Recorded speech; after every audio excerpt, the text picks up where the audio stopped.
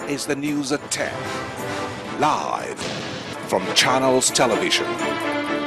Reporting tonight, Amarachi Ubani. Good evening and welcome. Tonight, federal government arrests some politicians for allegedly backing Boko Haram's activities. Also accuses the Bring Back Our Girls campaigners of running bank accounts and registering members.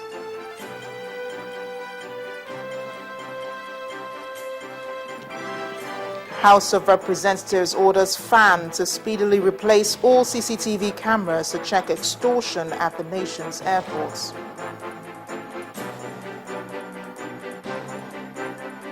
President Jonathan swears in 4 new ministers, urges them not to disappoint the country. And Somali government sacks police and intelligence chiefs following assault on the presidential palace by militants. And on business news tonight, Lagos Chamber of Commerce and Industry's second quarter report paints gloomy economic outlook for Nigeria. Sports news, the future of Nigerian football hangs in the balance as FIFA suspends the NFF.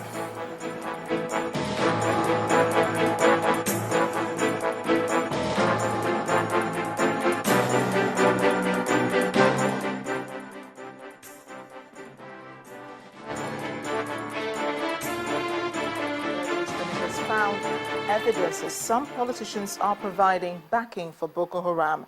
Briefing journalists today in Abuja, the coordinator of the Joint Information Center for Security, Mr. Michael Mary, said the undisclosed politicians have been arrested and are being interrogated. Following recent attacks by the military in Balmu Forest in Bauchi State, some materials were found on arrested Boko Haram members, and these have been traced to the politicians.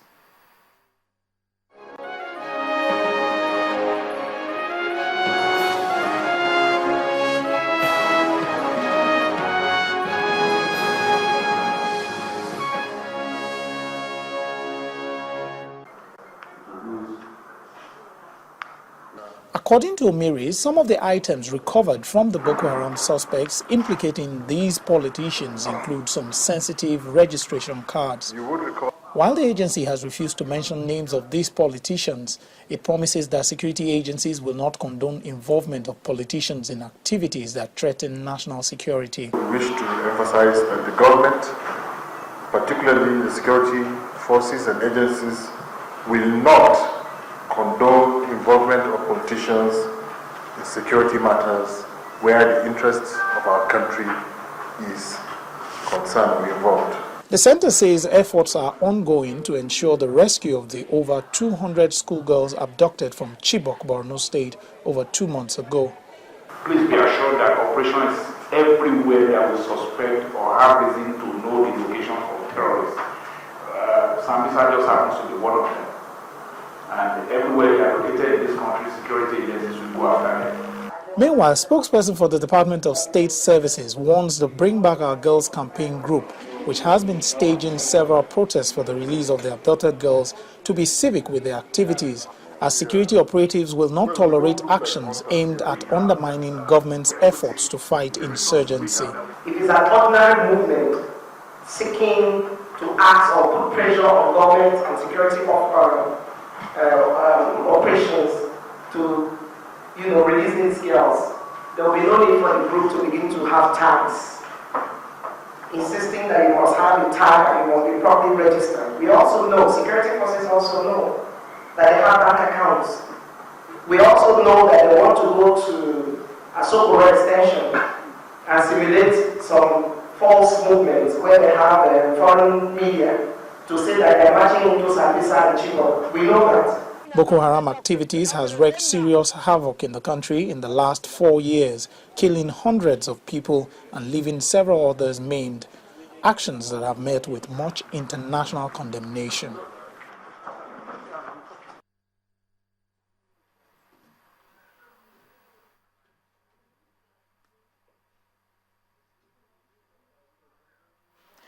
We're being joined now via telephone by the former Minister for Education, Dr. Oby Ezekwesili. She's also one of the lead campaigners for Bring Back Our Girls. Dr. Ezekwesili, thank you so much for joining us on the News at 10.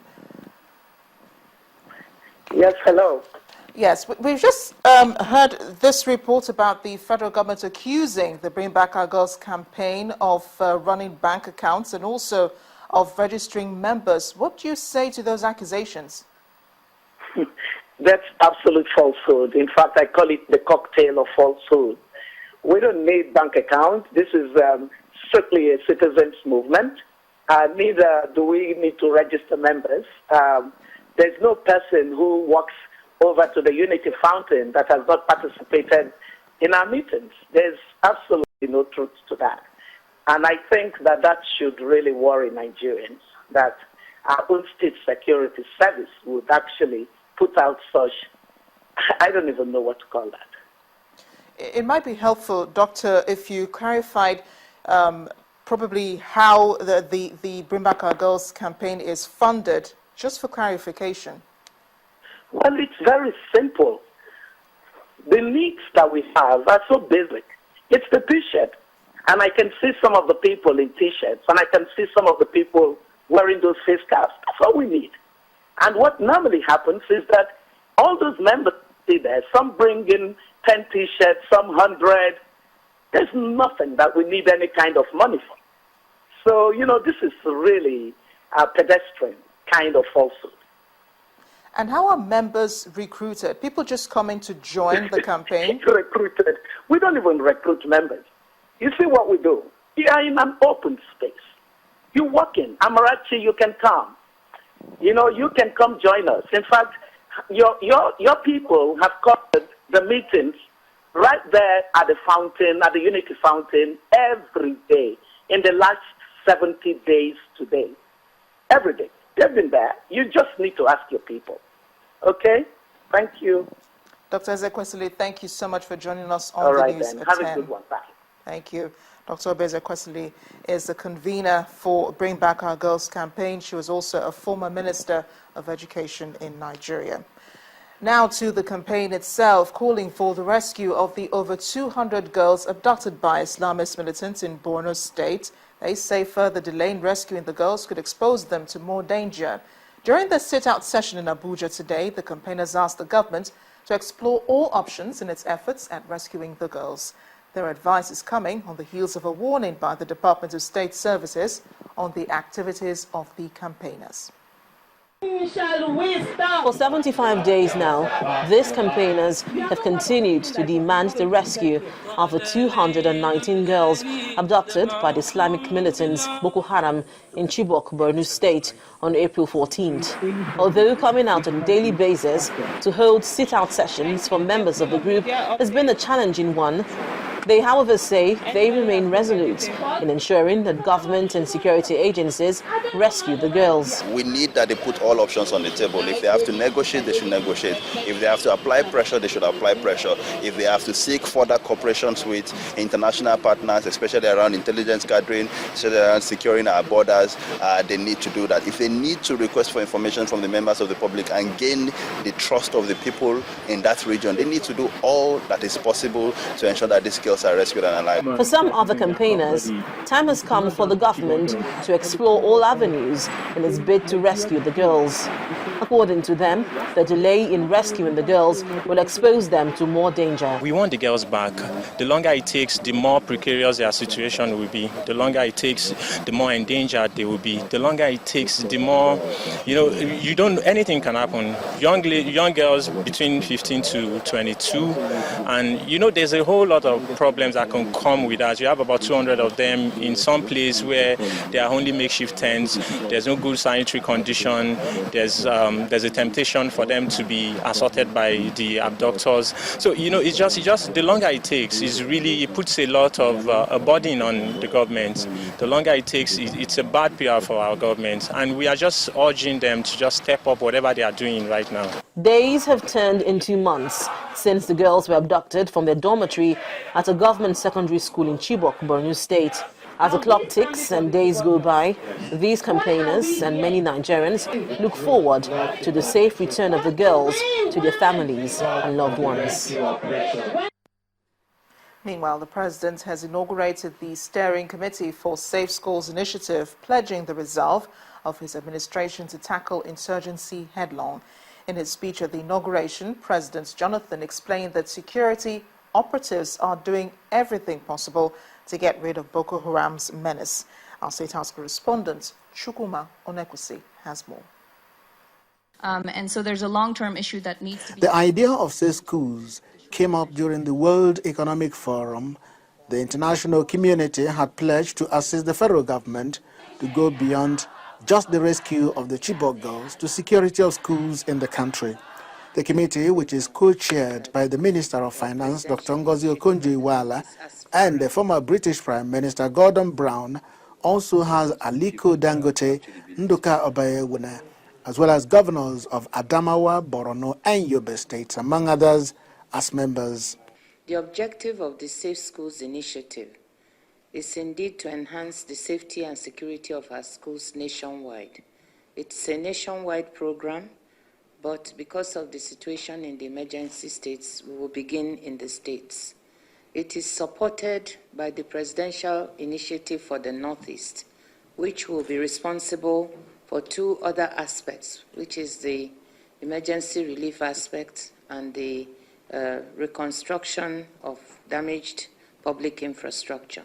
So the Safe Schools Initiative is a complementary program to the Presidential Initiative on the Northeast, as far as the Northeast and the emergency states are concerned, but it is a nationwide program to upgrade and strengthen the safety of our schools. President Jonathan responded. He said the excesses of the Boko Haram sect is of serious concern to him.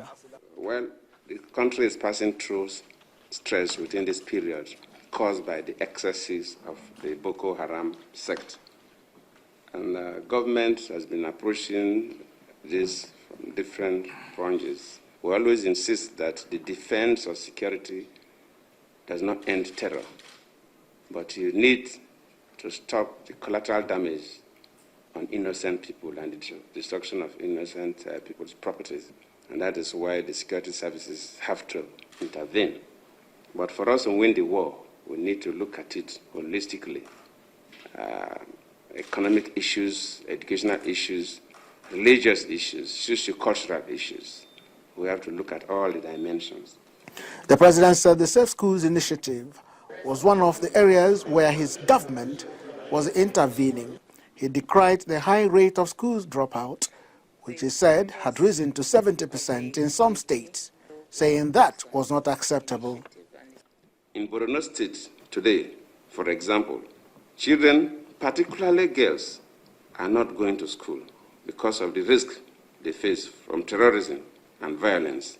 This is totally not acceptable because parents feel that it's better to have an illiterate child than to have a dead child. So instead of their children going to school and somebody will come and kidnap them, keep them, even those who can afford are keeping them in their houses. I understand we can only make schools safer within the context of a secure nation. And I want to assure you that my government is doing everything possible to ensure the safety of lives and property nationwide. We have the challenges, we are confronting it, we will surely overcome it. The fund for the Safe Schools Initiative will be inaugurated on July 16. Oby Ezekwesili, Channels Television News.